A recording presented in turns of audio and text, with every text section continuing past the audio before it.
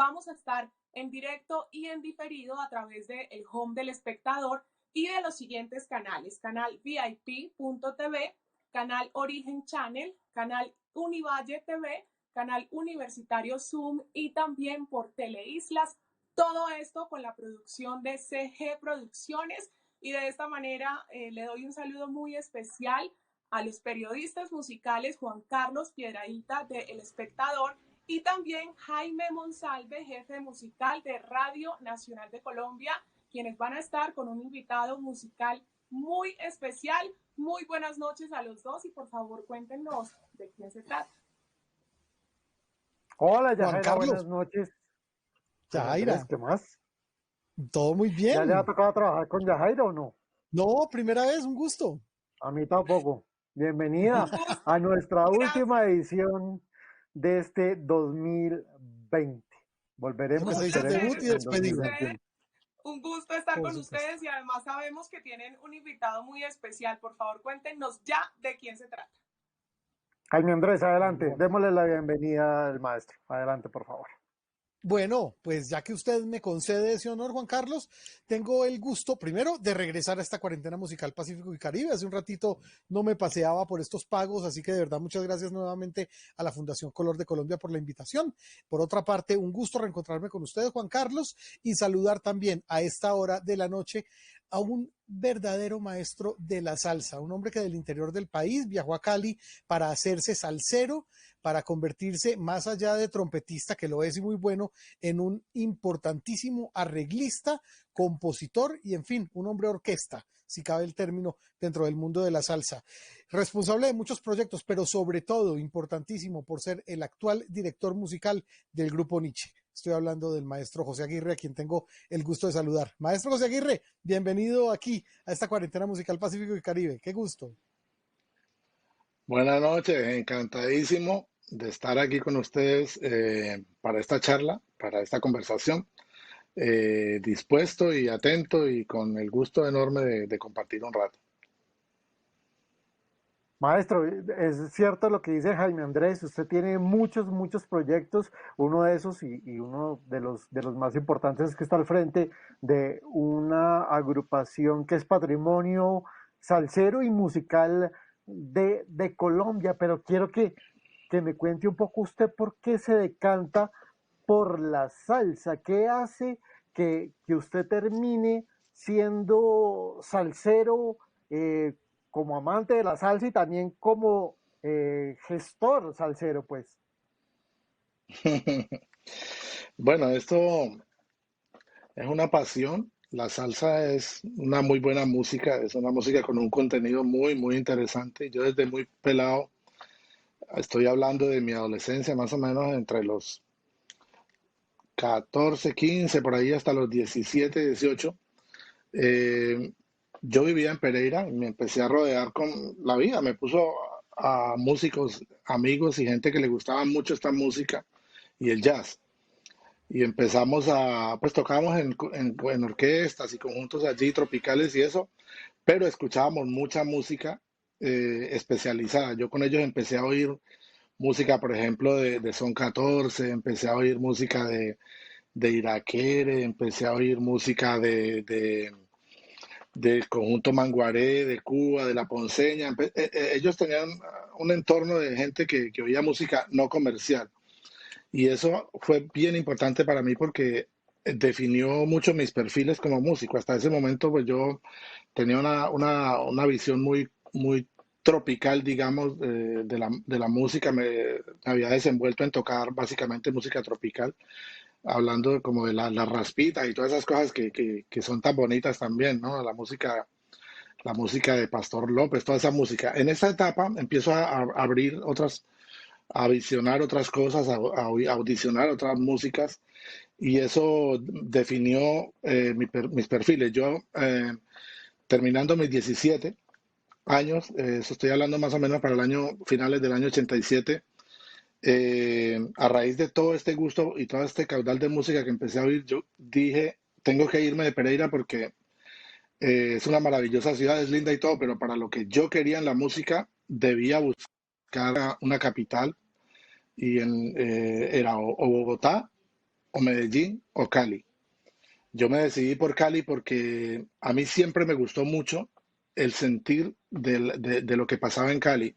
Medellín, digamos que siempre fue como la capital industrial de la música en Colombia, donde se producía toda la música, incluso más que en Bogotá, porque allá estaba Discos Fuentes, bueno, la música que a mí me interesaba, ¿no? Todo lo que tenía que ver con música tropical, los Fuentes, Codiscos, Sonolux no quedaba en Bogotá, sino en Medellín, Discos Victoria, bueno, todas las disqueras, pero aún yo viendo que en Cali no había como una industria discográfica, nunca la hubo, sí me gustaba mucho la forma como se abordaba la música, como la sentía en Cali. Entonces eso hizo que me fuera a Cali. A finales del 87 me radiqué en Cali y allá hice mi vida. Allá encontré mi esposa, tuve mis hijos y desarrollé una carrera. Encontré una ciudad que me acogió y que me dio las oportunidades más lindas que he tenido en esta carrera en mi vida, ¿no? Ujú. Bueno, maestro, ¿y la trompeta? ¿En qué momento llega a su vida el instrumento? No, la trompeta fue súper joven. Yo entré a estudiar en bachillerato a los 10 años, estoy hablando del año 80. Yo nací en el 70 y en el 80 entré a bachillerato en un pueblo de Caldas que se llama Pensilvania Caldas, y en ese pueblo, como en todos los pueblos del departamento de Caldas, hay un semillero que hizo la Corporación Fomento y Turismo del departamento de Caldas, y fue mandar directores a sembrar músicos, a hacer música, a enseñar, a hacer pedagogía de música en todos estos municipios. Y yo empecé a ser parte de la banda de Pensilvania a los 10 años. Ahí empecé a estudiar solfeo, armonía, empecé a estudiar y empecé tocando bombardino como 6 meses, y a los, ¿qué? Pienso que antes de los 11 años el profe dijo, nada, tú eres para la trompeta, por la digitación, por el labio. Bueno, ellos ven las características físicas y digamos las destrezas de uno. Y él me dijo, no, a la trompeta. Y desde ese momento hasta el día de hoy, que tengo 50 años, la trompeta es como una extensión de mis manos. Siempre está conmigo, siempre es un instrumento que me ha acompañado y que me ha dado pues mucha felicidad, muchas satisfacciones. Es un instrumento con el que me identifico totalmente. Entonces, pues entenderás que son 30 y pico de años, 35, 36 años tocando la trompeta. Maestro, es un mito urbano el hecho de que usted sea el músico más joven en hacer parte del grupo Nietzsche? ¿ eso es qué tan cierto es? Como director, sí. Yo entré a dirigir Nietzsche a los 22 años, y los directores que había tenido el grupo, todos habían sido músicos de más edad. Entonces, como Ujú. director, sí he sido el director musical más joven que llegó a tener el grupo Nietzsche en ese entonces, a los 22. Entré como director y como coproductor con Jairo, como su transcriptor y como su arreglista de, pues, de toda una cantidad de música que desarrollamos en esos años 90 y después en los 2000 también. Entonces, claro que sí, es cierto eso. ¿Y cómo se da el encuentro con Jairo Varela, que permite su ingreso posterior a Nietzsche, maestro? Yo llegué a Cali para final del 87 a tocar a un conjunto que se llama Los del Caney, que es un conjunto de son cubano, que es caleño, pero toca son cubano. Ujú. Y empecé a tocar con el conjunto. Las primeras giras las hice con ellos a Europa, a Estados Unidos. Y en ese momento Jairo Varela estaba montando un sello discográfico en Cali. Jairo estaba montando ya tenía un estudio de grabación y quería montar un sello discográfico. Entonces él empezó a firmar artistas que le gustaban y a escuchar material de gente que le gustara, y los empezó a grabar en el estudio. Y los del Caney hicieron un álbum con él. Entonces ahí tuve la oportunidad de conocerlo, de que él conociera el material de lo que yo hacía. Y para esa producción, pues a él le gustó mucho. Lo que más le gustó de esa producción fue una canción, composición mía, la composición y los arreglos que yo hice para ese trabajo, que fuera el primer trabajo donde me dieron la oportunidad de participar. Por eso le tengo tanto agradecimiento a ese conjunto, los del Caney, porque ellos abrieron esa puerta de credibilidad en uno, que es como esos espaldarazos que uno necesita en la vida, en todo, para que uno pueda mostrar el trabajo y entonces a raíz de mostrar que eres bueno, pues ya te vas yendo y te vas yendo y un trabajo bueno habla por ti, y un trabajo mejor. Igual si haces un trabajo malo también, te vas para abajo, pero a Dios gracias, yo me preparé mucho para ese día en que llegaran esas oportunidades, esos días, porque las oportunidades han sido muchas. Y cuando con Jairo nos conocimos, él pues me empezó a echar el ojo a partir de ese momento. Ahí empecé a trabajar en proyectos alternos de él, en su sello. Y un día me llamó para hacer algo de Nietzsche, porque el grupo estaba de gira. El grupo estaba girando y él ya no iba muchas veces no iba a las giras. Entonces me llamó y a hacer a que le transcribiera un arreglo y a que le armonizara unas cosas. Entonces yo lo hice y grabamos eso, me puso a grabar la trompeta de eso. Y de eso no quedó. Al final, cuando llegó la gente del grupo, él borró eso y lo hizo con otra gente, pero evidentemente era un examen que me estaba haciendo. Muy poco tiempo después de eso ya me llamó a las filas del grupo y entré como su arreglista y su transcriptor y su director en concierto y eso. Claro, maestro, usted ha mencionado esa palabra de transcriptor varias veces y eso me da pie para preguntarle algo. Hay gente que dice que Varela tenía una gran habilidad de rodearse de la gente que tenía que rodearse, que debía rodearse, como en el caso suyo como director, como transcriptor, como trompetista, como una de sus piezas claves. Digamos, maestro, ¿cuáles eran las habilidades de Varela para usted? ¿Qué aprendió de Jairo Varela usted? ¿Cuál es esa principal enseñanza, maestro? Mira, Jairo era un hombre pues de genialidades, ¿no? Para hacer lo que él hizo sin saber música, eso es muy difícil. Muy hábil, mucha habilidad también en la visión y en el saber con quién te juntas para lograr esas cosas. Jairo era un hombre totalmente empírico que no tocaba ningún instrumento musical y que no sabía notación de música ni nada. Jairo era un letrista enorme como escritor y la música, él lo que hacía era que la tarareaba. Él tenía las ideas en la cabeza, pero entonces siempre tenía que tener una persona al lado que le convirtiera esas ideas en música, en notas y se las orquestara y se las entregara a los músicos para tocarlas.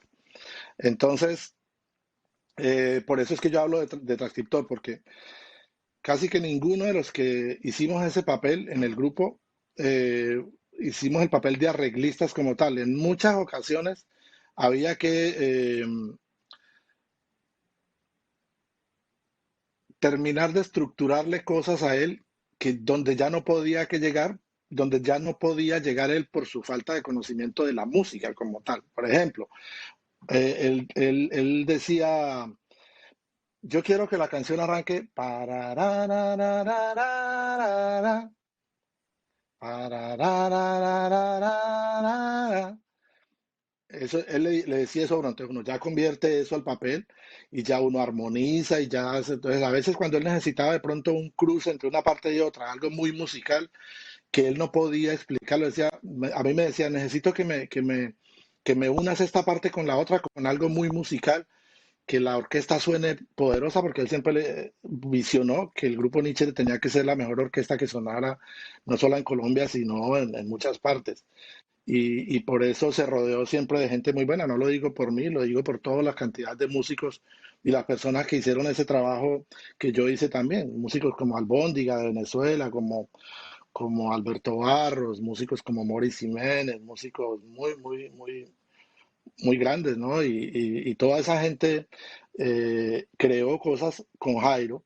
Casi nunca hubo un arreglo completo de ninguno de nosotros. Siempre uno hacía algo y él le cambiaba cosas. No, eso me gusta, pero pongámosle esto, pongámosle lo otro.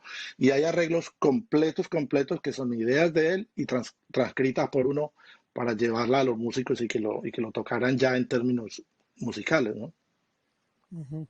Ese primer trabajo discográfico en el que usted se incorpora, maestro, que es Un alto en el camino, tiene, pues digamos, una singularidad, es una suerte de álbum bisagra y es muy, por decir algo, autobiográfico. La canción, pues digamos, narra de manera velada hechos importantes en la vida de Jairo Varela. Es decir, usted llega a la vida del creador de Nietzsche en un momento que es complejo, un momento que es realmente de alta complejidad en lo, digamos, en lo que tiene que ver con su vida personal. ¿Cómo recuerda usted ese álbum en particular, esa entrada, ese tema, Un alto en el camino? Bueno, cuando él me llama para trabajar con él, pues yo me emocioné mucho porque eso fue una cuestión que yo soñé mucho, ¿no? O sea, yo soñé mucho poder oír esas palabras de él, de ven a trabajar conmigo y digamos que es una meta, un sueño logrado de que una persona a la que uno eh, idolatra tanto, que admira tanto, ya te llame, vení para trabajar conmigo. Entonces, eso fue tremendo. Y yo recuerdo mucho que ese impacto me duró por muchos años. No fue que después dejé de sentir admiración, sino que, o que me acostumbré, sino que al comienzo era, yo decía, no puedo creer que usted está trabajando con este señor, este es un monstruo. Entonces, eh, esa canción fue la última que arreglamos para el álbum. Él iba siempre presentando canciones. En esa ocasión empezamos trabajando con una canción que se llama Duele Más. Y es que duele más y mucho más. Hicimos ese arreglo. Había una mesa de trabajo en la que había estaba un músico que yo admiro mucho, que es caleño, pero vive aquí en Miami hace muchos, muchos años. Llegó aquí a Miami incluso antes que Quique Santander, antes que todo este caudal de músicos de Cali, de Colombia, que vinieron a vivir a Miami. Él se llama Juan Vicente Zambrano, un superproductor que trabaja aquí con Emilio Estefan y esa gente. Él estaba en esa mesa de trabajo con Jairo, estaba Alberto Barros también. eh, Jairo me llevó a esa mesa, yo muy pelado, pues yo 22 años, estaba trabajando con un poco de monstruos de ahí. Y Jairo estaba muy interesado como en las ideas mías por lo que ya había escuchado que yo estaba haciendo. A él le gustó mucho los arreglos que escuchó y le gustó mucho una canción mía y él sintió que yo podía aportar como ideas frescas. Ese es un álbum que rompió con el sonido de Nietzsche totalmente que traía hasta ese momento. Es un álbum que empezó a sonar de otra manera en cuanto a la armonización de los metales, empezó a sonar de otra manera en cuanto a la forma de fraseos que usamos en la grabación.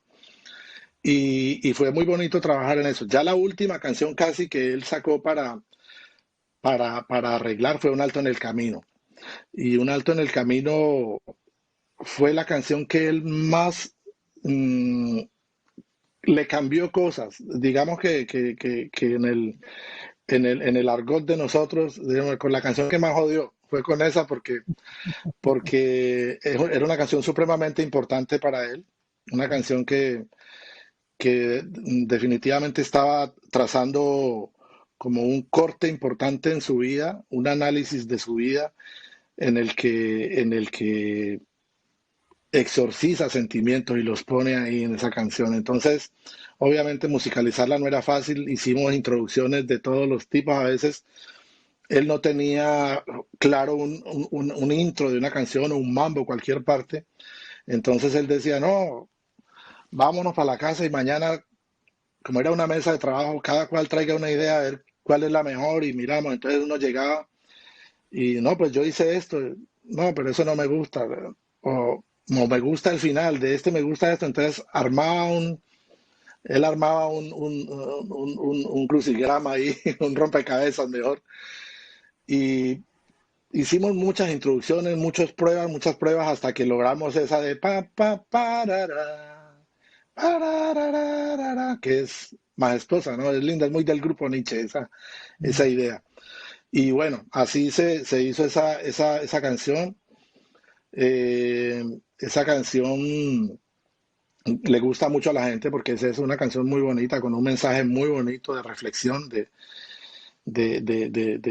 como de rompimiento de una etapa y arrancar otra en la que voy nuevo y voy desde cero y voy a mejorar mis cosas. Bueno, una canción con un mensaje muy bonito y lo dijo mucho después, eh, que esa era una de las canciones más importantes que él había escrito, porque Jairo nunca decía eso. Uno le preguntaba a Jairo, Jairo, ¿cuál es tu mejor canción? Y él decía, esta que estoy haciendo hoy. Y entonces uno le decía, Jairo, pero Cali Pachanguero, Jairo, pero es que una aventura, pero es que busca por dentro. No, no, no, no, olvídate de eso. Esta que estoy haciendo hoy es mi mejor canción. Él nunca decía eso, pero al final sí por ahí le escuché varias veces decir que si una canción había marcado mucho la carrera del grupo y la vida de él, era un álbum en el camino. Claro. Maestro, ya nos contó cómo lo convoca Jairo Varela para ser el director y que usted fue el director más joven de la agrupación. Pero cómo es esa conversación con los hijos? Ya cuando Varela ya no está, cuando Varela ya muere y usted en el 2015, los hijos de alguna manera, Yanila le entrega las banderas del grupo Nietzsche. ¿Cómo es esa conversación y cómo usted dice, yo realmente quiero liderar también, quiero seguir liderando este proyecto ya sin una guía tan importante como la de Varela? ¿Cómo fue eso? Mira, yo quiero hacer como un paso rápido por lo que sucedió desde que entré hasta que me fui. Yo entro para ese año 92. Luego se desencadena una serie de producciones muy importantes, exitosas, y para el año 97 más o menos entra el problema de él con la cárcel y de ese tema. Ahí él entra en la cárcel, hicimos 3 álbumes en la cárcel. Yo yendo a la cárcel todos los días a escribir con él, a transcribirle, a aportarle cosas, no en las letras, todo en lo musical. Y hicimos 3 álbumes, A Prueba de Fuego, Señales de Humo y, y A Golpe de Folclor.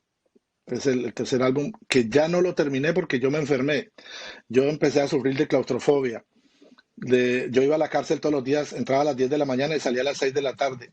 Era muy fuerte, salía con el olor a cigarrillo, él fumaba todo el día y yo me iba a casa, me bañaba con estropajos y de todo y el olor a cigarrillo no se me quitaba. Era muy fuerte porque yo estaba encerrado con él en un cuarto porque era un patio difícil donde había gente un poco compleja. Bueno, es una cárcel, ¿no? Y, y él me decía que no saliera de ahí, entonces yo me encerraba con él en un cuartito que nos sentábamos en la cama porque eso era de 2x2, eso era muy chiquito, una celda. Entonces yo me enfermé, me empezó a dar claustrofobia en los viajes con el grupo porque yo al tiempo que escribía con él y todo eso, viajaba con el grupo y bueno, era una cuestión muy fuerte. Y me retiro con claustrofobia, empecé a sentirme encerrado en los aviones, ya después en los camerinos, empecé a sentirme encerrado hasta en los buses y ya entendí que yo no tenía que viajar más, entonces decidí montar un estudio de grabación y quedarme en la casa sin salir para ninguna parte.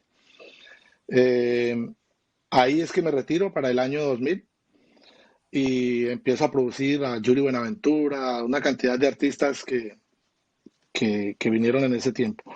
Ya, entonces conectando con la pregunta tuya, mi querido Juan Carlos, eh, para el año 2012, bueno, se muere Jairo, ese impacto tan terrible. Yo, a pesar de que me fui, seguí trabajando con él en varias grabaciones. Yo iba a grabar la trompeta, venía aquí a Miami cuando él estaba, bueno, seguí conectado, hablábamos mucho, teníamos la amistad fluida, sin que yo tocara ni dirigiera el grupo Nietzsche, pero participando en las grabaciones. Él se muere y a los 3 años me llama Yanila un día y me dice que quieren hacer una producción discográfica y que le gustaría que fuera yo, que si yo quiero hacer esa producción. Y yo le dije, pues Yanila, yo encantado de la vida, lo que pueda hacer por el grupo y lo que me tengas en cuenta, yo con todo gusto lo hago. Entonces nos reunimos, decidimos qué grabar, porque ellos querían grabar un álbum y no querían grabar música que no fuera de Jairo. Y Jairo no dejó música nueva. Jairo no dejó absolutamente nada nuevo. Entonces la única solución era hacer un álbum recopilatorio, que era muy difícil porque desde el momento en que Jairo murió, todas las disqueras, las editoras por donde él pasó, todos los cantantes, todo el mundo empezó a sacar recopilaciones del grupo. Las 50 de oro, las 10 más no sé qué, las 20 más yo no sé dónde, las románticas, las rumberas, o sea, hicieron, hicieron de todo. Entonces, hacer un álbum recopilatorio eh, era muy complicado. Yo le propuse hacer un álbum con canciones que eran importantes, que algunas habían sido sonadas en determinados países o en determinadas zonas, pero que en otras partes no eran conocidas. O sea, no fue un álbum recopilatorio con Cali Pachanguero ni con Una Aventura, que son los, digamos, las canciones más icónicas globalmente del grupo Nietzsche. Entonces escogimos El Coco, escogimos Te enseñaré a olvidar, hicimos el álbum y cuando estábamos como por el mitad del rodaje de la grabación, ella me llamó un día y me dijo, José, yo estoy muy contenta con el trabajo que estás haciendo y mis hermanos están muy contentos. Nosotros quisiéramos que tú volvieras a tomar las riendas del grupo Nietzsche como director general de todo lo artístico. Y pues no sé, te quiero dejar esa propuesta, a ver qué piensas para que la analices. Entonces yo le dije, porque de hecho Jairo me había estado llamando muchas veces que él quería que volviera a trabajar con él y que volviera a sentarme con él a transcribirle música y todo eso. Y yo le decía a Jairo que yo ya no podía porque yo ya no estaba pues en las mismas condiciones de cuando tenía 23 años, 22. Ya ahora estaba casado con una empresa mía también rodando, funcionando y me era muy difícil ir a sentarme porque con Jairo era sentarse 24/7. Jairo era el primero que llegaba al estudio y el último que se iba y a veces no nos íbamos, nos quedábamos ahí, seguíamos derecho. Yo ya no podía hacer eso. Entonces lo mismo le dije a Yanila, le dije, Yani, mira, lo que pasa es que yo ya tengo una compañía con la que estoy trabajando de producción, yo ya estaba trabajando con Marc Anthony, estaba trabajando con Jennifer López, con Thalía, con Tito Nieves, con toda la gente con la que yo empecé a trabajar. Entonces ella me dijo que eso lo cuadrábamos, que lo importante, que ella quería que yo abrazara el grupo y que yo mantuviera el concepto del grupo porque yo conocía a Jairo, trabajé mucho con él y yo siempre manifesté, y no solo lo manifiesto, lo demuestro, ese amor y ese respeto y ese fervor por Jairo Varela y por el grupo Nietzsche. Entonces, cuadramos y tomé las riendas del grupo. Ese álbum tuvo nominación a Grammy, a Latin Grammy y nominación a Grammy Anglo también. No lo ganamos, esa vez no ganamos ninguno de los dos premios, pero tuvimos la nominación que fue muy importante. Y ya posterior a eso, pues viene este álbum 40 que ya es otra historia y con este, pues bueno, ya nos ganamos el Latin Grammy y estamos esperando con mucha fe el Grammy Anglo ahora en enero del 21. Correcto. Estamos ya casi que finalizando esta entrevista, maestro José Aguirre, se nos acaba el tiempo, pero yo sí quiero redondear justamente con ese trabajo, con 40, ganador de Grammy Latino, que tiene una particularidad y que demuestra definitivamente la valía de Nietzsche en tanto una manera de crear.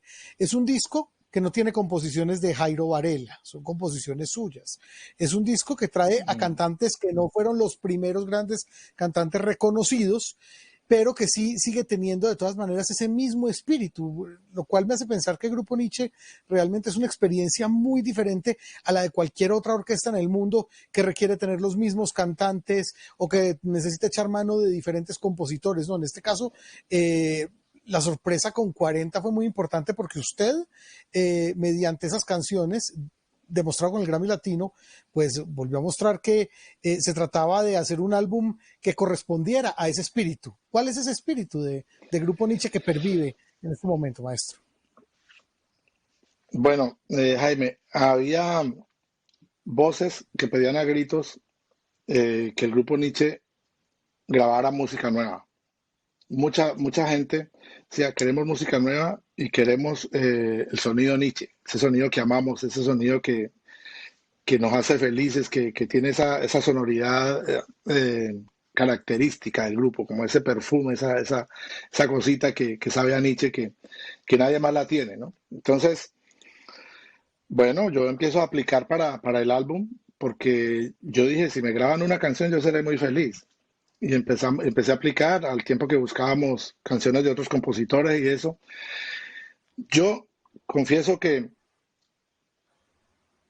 tuve, digamos que ventaja en un sentido, y es que es una ventaja que me ha dado Dios, que me ha dado la vida y que me he dado yo por lo mucho que me he gastado el tiempo estudiando esta profesión y este género y esta música. Y es que yo soy compositor, soy arreglista, soy productor y soy trompetista. Entonces, muchas veces un compositor escribe una canción y tiene que estar supeditado a que alguien o le ponga la música o le haga el arreglo, o no solo o, sino y le haga la música y le haga el arreglo y lo produzca.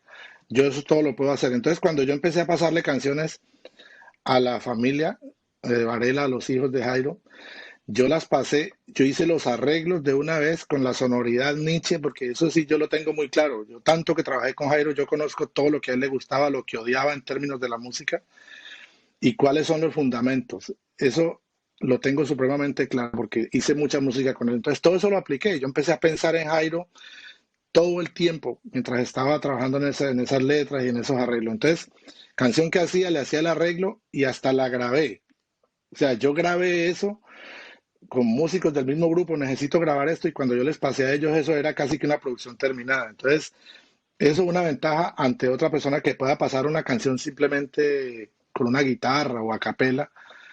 Yo me doy a la pela de presentar y eso no lo hago solamente con Nietzsche, con todo artista con que yo voy a producir, cuando le mando una maqueta, el tipo oye una cosa casi terminada, entonces generalmente me gano los proyectos yo. Entonces, eso es una cosa que le aconsejo a los que presentan propuestas. Presenten propuestas profesionales y serias porque la competencia es dura. Entonces, claro, habían esas voces pidiendo esa música y yo empecé a escribirla pensando en darle en dos cosas. Una es memoria y raíces y la otra es alas. La memoria está ahí en el álbum porque toda la gente que pedía salsa sabrosa del grupo, ahí está Soltero, ahí está 40 Ruedas, ahí está Happy Beach, ahí como la mitad del álbum es así. Y esa gente quedó muy contenta, está muy satisfecha porque lo ponen en las redes y en todo lado, volvió el sonido Nietzsche. Y otra parte son las alas. El grupo Nietzsche es una orquesta de 40 años, pero tiene músicos que llevan, hay un trompetista que se llama Osvaldo Espino que lleva 38 años en el grupo. Hay músicos que llevan 20 años, otros llevan 15, otros llevan 22 años. Y hay músicos de 22 años, pero de edad. Luisito Araque, el cantante, tiene 22 años. Alejandro Íñigo, el cubano que nuevo, tiene 24. Esas son las alas y esa es otra parte que nos trazamos, porque Jairo fue un hombre siempre vanguardista.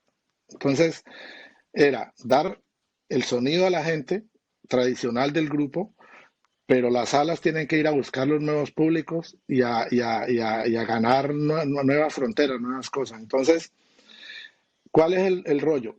Que siempre que tú vas a darle pita a esa cometa o vas a soltarle para que eso vuele, eso tiene que tener un ancla a tierra, un polo a tierra que suene a Nietzsche. O sea, para que pueda ser vanguardista, pero que no se desarraigue el sonido Nietzsche. Entonces, eso lo hicimos muchas veces con Jairo, con Gotas de Lluvia, con La Magia de tus Besos, con Eres, con A Prueba de Fuego, que eran canciones que no eran tradicionalmente las estructuras de la música vieja de Nietzsche. Es muy distinto. Gotas de Lluvia a Buenaventura y Canejo no tiene nada que ver, pero hay un hilo conductor, hay una cosita que sabe a Nietzsche, con modernidad, pero sabe a Nietzsche. Entonces, todo eso lo apliqué y a Dios gracias lo hemos logrado. Mira, los seguidores de siempre están felices porque volvió el sonido tradicional del grupo. Hay seguidores nuevos, gente muy joven, las redes del grupo están visitadas de gente entre 17 y 25 años cantando la música nueva del grupo. No diciéndonos en los aeropuertos, ay, una foto que es que a mi abuelita le gustaba mucho la música de ustedes. Eso nos pasó mucho. Ahora hay chicas y muchachos cantando la música nueva del grupo. Y encima, la Academia de las Artes y las Ciencias de la Grabación del Latin Grammy nos da el premio a Mejor Álbum de Salsa del Año. Y encima de eso tenemos la nominación de la Academia de Artes y Ciencias Anglo, que esperemos que pasa, pero si nos lo ganamos, bendito Dios, y si no nos lo ganamos, ya estuvimos nominados y ya no ganamos el Latin. Hay un resurgir del grupo muy grande y todo esto es eh, eh, eh, para aplaudir a Yanila, que es una mujer con una visión impresionante, porque al final todos estamos aquí porque ella dijo este y este, pone las fichas para poner esta a moverse. Ella es una mujer con una visión, es una empresaria moderna que tiene, ella ya manejaba el grupo en vida de Jairo, pero obviamente cuando Jairo muere, pues queda completamente ella establecida en la presidencia de la compañía y ella es la que tiene esto rodando de esta manera. Entonces tenemos un grupo Nietzsche con memoria y con alas que va por el mundo ondeando esa bandera de Colombia orgulloso y lo que nos gusta es que vamos a tener grupo Nietzsche para rato, o sea, hay una generación nueva que está sacando la cara por eso y de un nivel, esos cantantes que tenemos hoy, yo estoy feliz y que el Grammy haya llegado en el momento de ellos, estoy feliz porque son unos muchachos con unos talentos desbordantes que la gente tiene que conocerlos y tiene que aplaudirlos porque son muchachos maravillosos. Grupo Nietzsche para rato y el maestro José Aguirre también. Para rato, maestro, muchas gracias por estar con nosotros en Cuarentena Musical Pacífico y Caribe. Entregamos hoy un poquito más tarde. Jaime Andrés, gracias y maestro, gracias. No, a Muchísimas ustedes, mi gracias. querido Juan Carlos y Jaime. Gracias, gracias. Qué pena que te interrumpí, Jaime. Muchas gracias por la entrevista, por tenerme en cuenta. Nada, para las que sean, siempre estamos aquí cuando ustedes quieran y digan. Seguro, Así es, maestro. Un gran maestro, abrazo. gracias. Chao, Juan Jaira, Carlos, estamos un Un gusto. escuchando. abrazo. Adelante. Nos contaba el maestro, lleva más de 40 años de historia, pero sigue más vigente que nunca y es salsa sabrosa como él mismo lo dice. Aquí termina el magazine.